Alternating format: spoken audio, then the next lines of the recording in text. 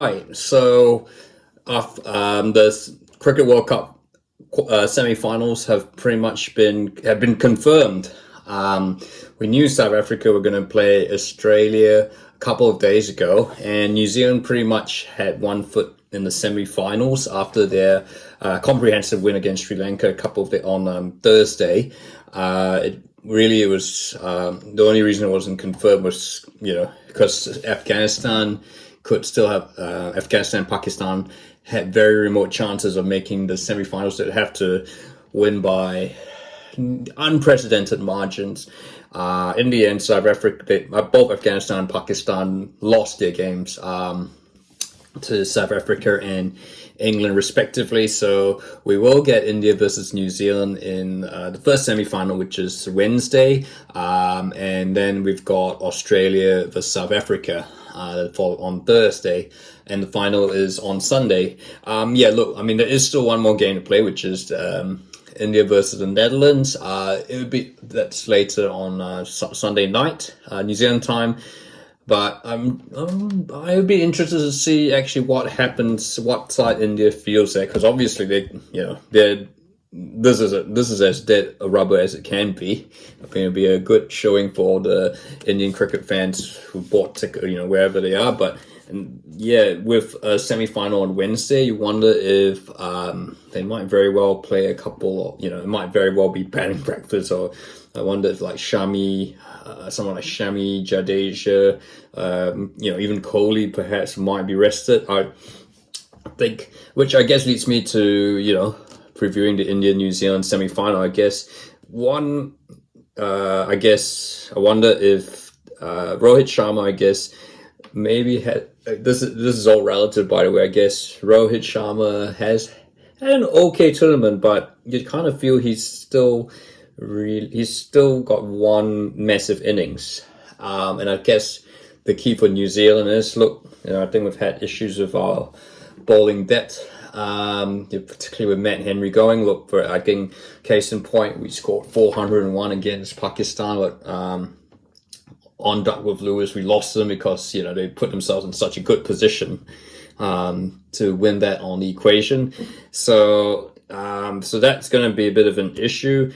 And I guess I've spoken in another video. I think India's bowlers, your likes of your Shamis, your Bumrahs, Jadejas, they've, absolute masters of the conditions here. And it's quite weird. Again, it's weird to say that India's ace in the bowling, it's their quicks rather than so much their traditional spin bowlers, although they're both, which just shows you how almost complete they are.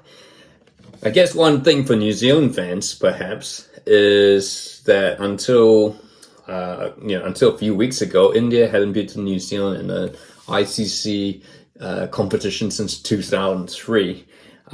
Which is just crazy thing. I think we're talking 2020 World Cup, the Test Cricket World Cup Champions Trophy. Of course, bear in mind they don't really play each other that often, but it's still quite a crazy thing to think, of course. And we're thinking about the 2019 semi-final in England, where I think New Zealand were pretty much unfavored. New Zealand coming into the semi-final on a similar run where they started well and then lost the remaining couple of games. So it feels like maybe Groundhog Day, perhaps. Although I think this time India clearly have the advantage. They're at home. New Zealand. I think it'd be really sensational if we were to pull off an unprecedented third appearance in the World Cup final in a row. But I think my brain is saying I think. I just kind of feel India, whether they have to chase our total down or they will set a total that is going to be just, mightily challenging to chase in the night conditions.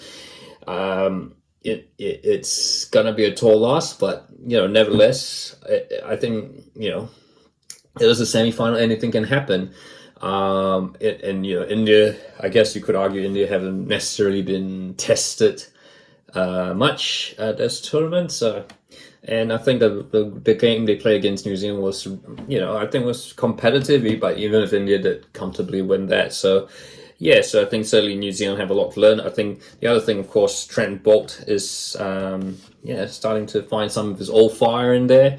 So, and of course, yeah, you've got, you know, Ravindra. I guess the key, other key, of course, it's Ravindra, of course, with his spin bowling and his batting up the top of the order.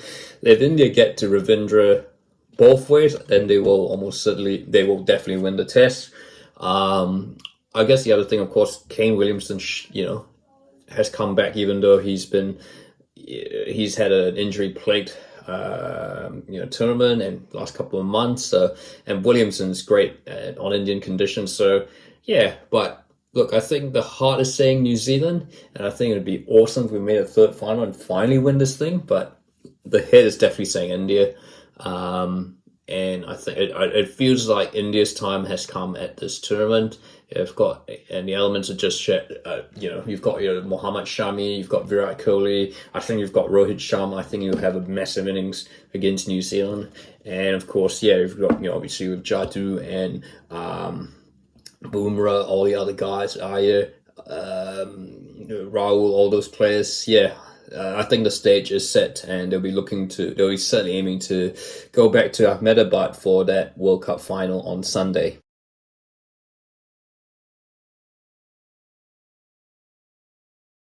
Of course, it would be remiss to not talk about the other semi-final, which is possible for some neutrals, maybe the more intriguing prospect. I guess if you're thinking India is going to probably thrash New Zealand. Australia, South Africa. Look, South Africa have been, you know, really have definitely had a revival. I wouldn't call it a revelation of this tournament, because South Africa have always generally been very good at cricket World Cups. They've only had one or two bad ones in 2003 when they hosted it, and the last one where there was clearly a lot of transformation change. But this South Africa team has certainly hit the peak of its powers. Your likes of your Quentin de Koe, who was sort of on the out of the South African team, he's the top scorer as it stands. You got, and then of course Bavuma, Vander Dussen, Makram, David Miller, who's you know, having an Indian summer literally, and then of course Rabada. You know, they've had it feels like a very complete lineup, and I think they'll be not short of confidence. They did beat Australia in the earlier on in the tournament, but I think this Australian team will be quite different from the one that South Africa faced early on. They're on the back of a 7-game winning streak, and they look absolutely complete. Look, Glenn Maxwell didn't play against Bangladesh. Of course, he had that epic 200 against Afghanistan. But he was already carrying an injury. I think you'd certainly expect Maxwell now to be fully rested, fully fit to take on South Africa on Thursday. Which means I'd probably expect Marcus Stoinis to drop out. Obviously, yeah, you're looking, the only other person name you know guaranteed be there. Josh Inglis, the wicket keeper. It's funny you mention Inglis. Is almost like, it feels like a bit of an anonymous character, although he is, you know, he's Test and ODI wicket keeper for Australia. But yeah, certainly compared to like your Gilchrist, even Brad Haddon to a point, he's kind of like, yeah. And then of course Pat Cummins, the Australian captain. But yeah, so I guess by looking at that list, I guess Travis Head has certainly established itself as the opener with David Warner. Though, you know, some might say you might see Mitchell Marsh opening, but he of course got that 100 against Bangladesh in Australia's final round robin game. Steve Smith. Marnus Labuschagne. Look, Marnus Labuschagne probably hasn't had the best tournament. He's had one good innings, but again, a bit like Rohit Sharma, maybe there is possibly another big innings to come. Marnus Labuschagne, Glenn Maxwell, Josh Inglis, and then it's case either, I think Sean Abbott, who did play against Bangladesh, will drop out for Mitchell Starc and Josh Hazelwood to complete, and Adam Zampa. Adam Zampa, of course, is the top wicket taker at this Cricket World Cup. And of course, yeah, he's a spinner. It's India. What did you expect? So, look, of course, it's much talked about South Africa's record in knockout Cricket World Cup games, or crunch games. it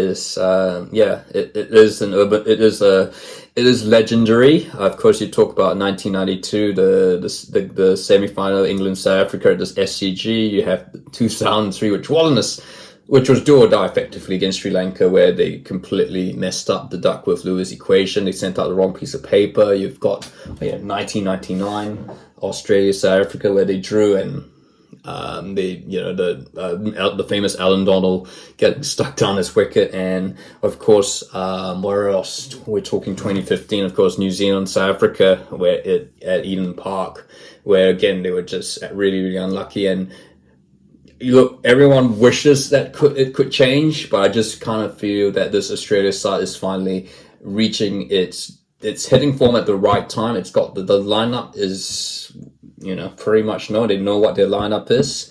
I kind of feel, I kind of feel that Australia Prime, and they'll know that South Africa's there's that big monkey on their backs that they have to overcome, a bit like the Irish not making out of the Rugby World Cup quarterfinals. So I'm going to go with Australia, which would make it an India-Australia final. So yeah, that's all my predictions of the semi-finals. I'll talk about the final once the games are complete. Obviously, it'd be a bit remiss to say, talk about the final this early on. But yeah, look, I'd like to hear your thoughts. Who's looking good at this as we head into the last week of the Cricket World Cup, and who's going to win it all. And if you like this video, feel free to like and subscribe, please.